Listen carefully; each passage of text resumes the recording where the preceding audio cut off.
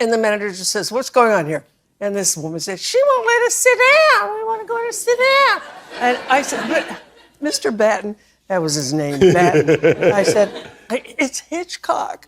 She made America laugh for over a decade, but behind the curtain of the Carol Burnett show, some relationships were quietly falling apart, and one nearly destroyed everything she had built. Carol Burnett seemed untouchable at the height of her career. Her show dominated television ratings, Hollywood royalty lined up to guest star, and her cast felt like family. But fame rarely protects you from the people closest to you, and Carol was about to learn that the hardest way possible. For years, Harvey Korman was her greatest comedic partner. His inability to keep a straight face, his theatrical expressions, and his perfect timing made him irreplaceable on screen. Together, they created television magic. But by the early 1970s, something had shifted. Harvey's personal life was crumbling, his marriage was dissolving after nearly 2 decades, and that deep pain began spilling onto the set in ways no one could ignore. He was drowning in his own private heartbreak, and the comedy show was becoming his battlefield.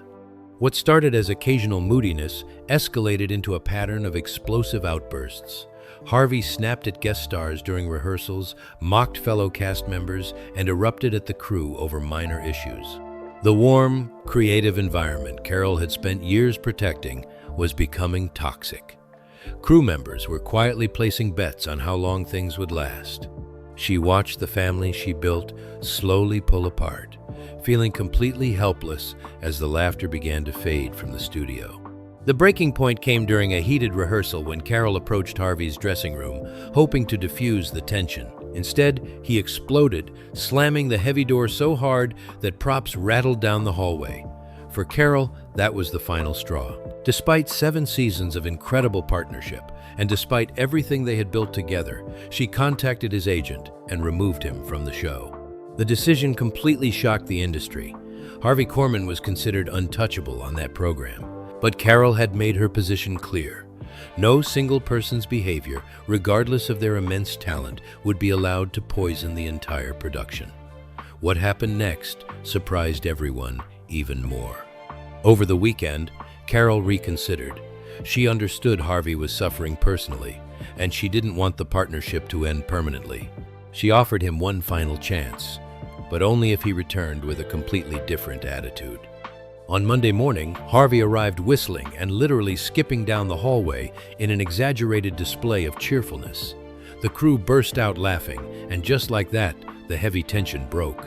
Remarkably, the intense confrontation actually strengthened their bond.